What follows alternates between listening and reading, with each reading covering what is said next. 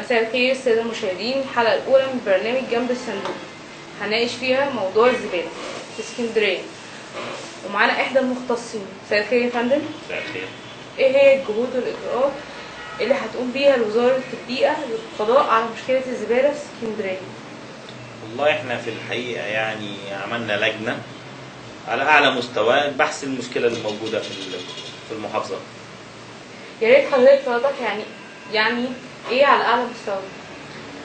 والله بص، في الحقيقة اللجنة عملت اجتماعات من أول الهرم في زبالة اسكندرية لغاية أدنى الهرم. وإيه كانت توصيات اللجنة؟ احنا عندنا أكتر من توصية. التوصية الأولى هنوعي الناس والمواطنين محدش يرمي زبالة، ونشجعهم إن كل واحد ياخد زبالته في البيت ويعيد تدويرها تاني يستفيد منها. كل واحد ياخد الزبالة بتاعته ويبتدي يغير فيها، يشوف ايه اللي ينفعه في الزبالة ويستعمله تاني، كل ما ينفعوش يديه الجار ويستعمله يمكن يستفيد بيه، ونبدل الزبالة مع بعض. عظيم. طيب في توصيات تانية؟ طبعا في توصية وحيدة ودي الأهم حاجة خدناها بالإجماع على صرف الزبالة في الجو.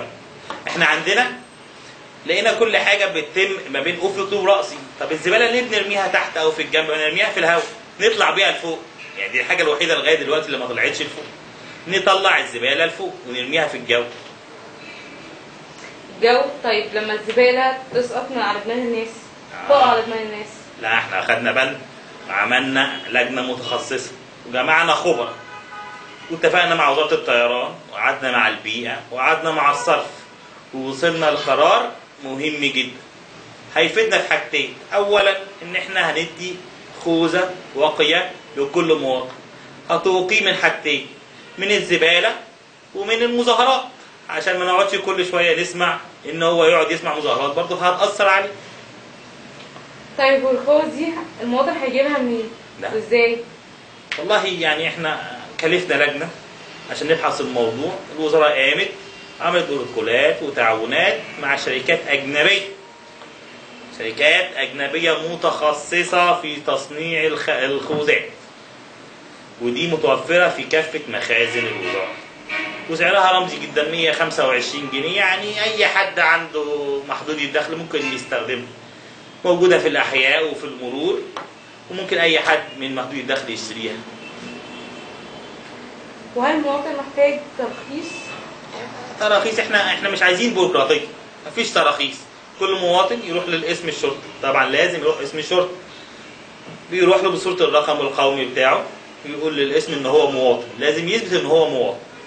بعد ما يثبت ان هو مواطن بيروح الوزارة ومعاه صورة ان هو مواطن، خلاص فيها وصل كهرباء بيثبت ان هو دفع ثمن الزبالة. ما احنا مش هندي الزبالة وندي خوذات بدون ما نعرف ان هم يدفعوا. وعقد ايجار الوحدة السكنية عشان اعرف ان هو ساكن، ما ممكن ما يكون مش ساكن، ما هو مش ساكن مش هيدفع، ما يبقاش مواطن كده. واخيرا 60 صورة ضوئية للزبالة بتاعته. ليه؟ حد يسألني السؤال ده مهم جدا. كل حاجة هياخدها ليها خوذة، ما هي الخوذات كل خوذة وليها زبالتها، مش كل الخوذات زي بعضها. المواطن كمان يعمل شهادة من 2 زبالين معروفين، مش أي زبالين، ما هو في زبالين في الشارع معروفين وزبالين غير معروفين، لازم يجيب 2 معروفين بيشهدوا إن هو دي صورة الزبالة بتاعته. وبعدين؟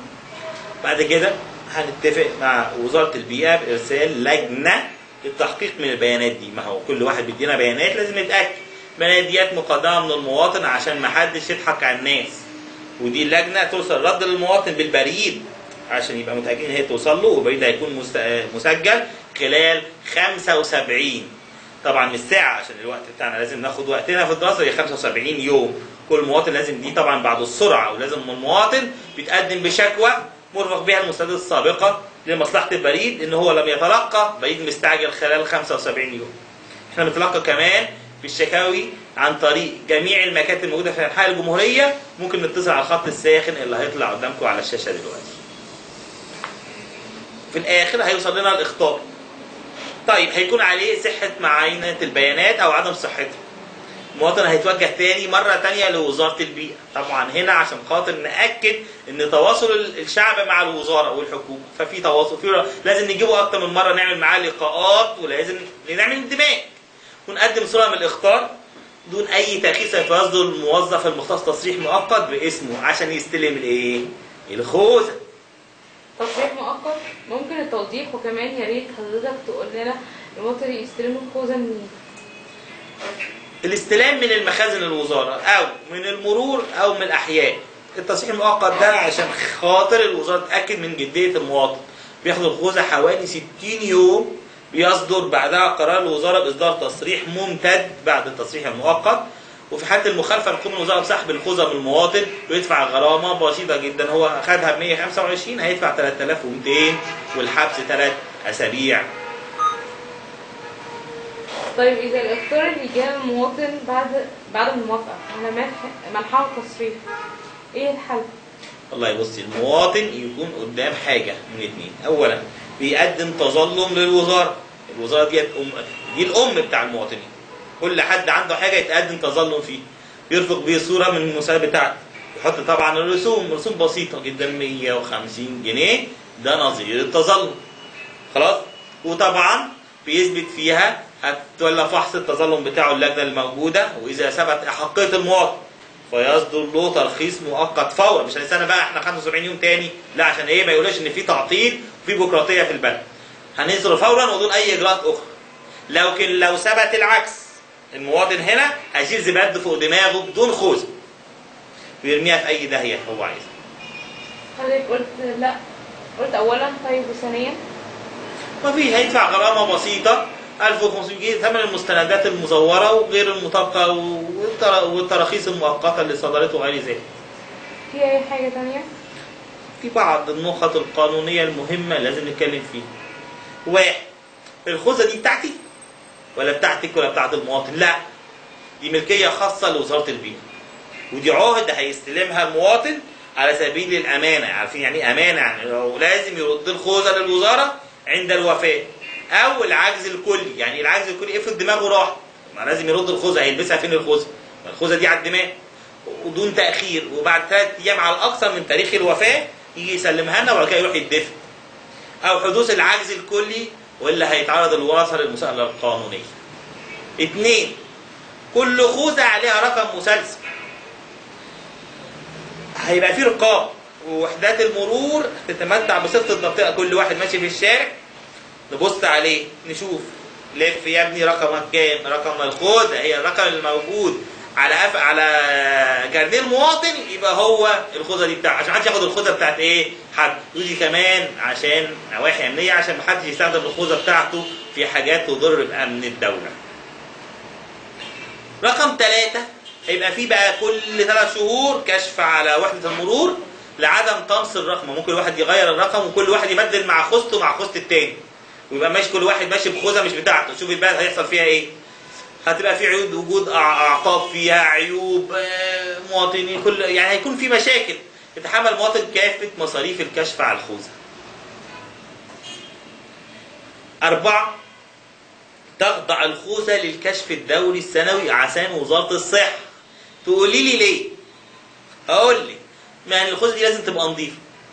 ما احنا ممكن يجي فيها امراض، الامراض يروحوا المستشفيات يجيبوا لنا مشاكل اخرى. لا، احنا عايزين نبقى ناس ماشيين بالخوذه نظيفه صحيه عالميه فيها جوده.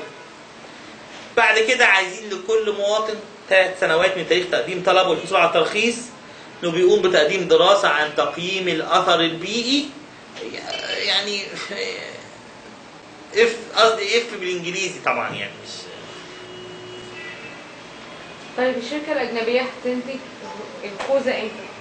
الحقيقه في خلاف طبعا. الشركات الاجنبيه مشاكلها كتير، والشركه حصل على تصميم الخوذه، وعشان كده الوزاره الغت امر الاسناد المباشر للشركه. وهنعمل مناقصه، ودي احسن حاجه في البلد، احنا لازم نعمل مناقصات، مفيش حاجه اسمها امر مباشر. فازت بيها احدى الشركات الوطنيه العملاقه، واتاسست في حوالي شهرين بس. شفت السرعه؟ بنشجع احنا الايه؟ الناس اللي بتشتغل بسرعه. وراس مال بسيط جدا 120,000 جنيه. يعني في اضافات للاستثمارات جديده الاقتصاديه، بالاضافه للمساهمات في حل مشكله البطاله. هنعين تصوري هنعين كام واحد؟ 30 فرصه عمل للشباب، يعني هنحل نص مشاكل البطاله في مصر. وطبعا بعد ما نحل مشاكل البطالة اللي موجودة في البلد. الشركة حصلت على دعم صندوق الاجتماعي، دعم بسيط جدا بمقدار 3 مليون جنيه وشوية قروض هناخدهم من البنوك المحلية بقيمة مليار جنيه عشان نستورد بيها المعدات من الخارج. الشركة اسمها ايه وامتى هنبدأ الانتاج؟ طبعا احنا دايما اي شركة بتاخد اسمها من اسم اللي موجودين فيها، فهتبقى اسمها نهابينكو للتنمية المستدامة. الانتاج بقى لسه شوية عليه. ممكن حضرتك توضح النقطة دي؟ يعني احنا في الوزارة منتظرين رئيس مجلس الإدارة الشركة والعاملين فيها يطلعوا بالسلام، آسف يرجعوا بالسلام. يرجعوا منين حضرتك؟ هم في خارج البلاد بياخدوا دورة تدريبية في كيفية النهاء. شكرا حضرتك. شكرا.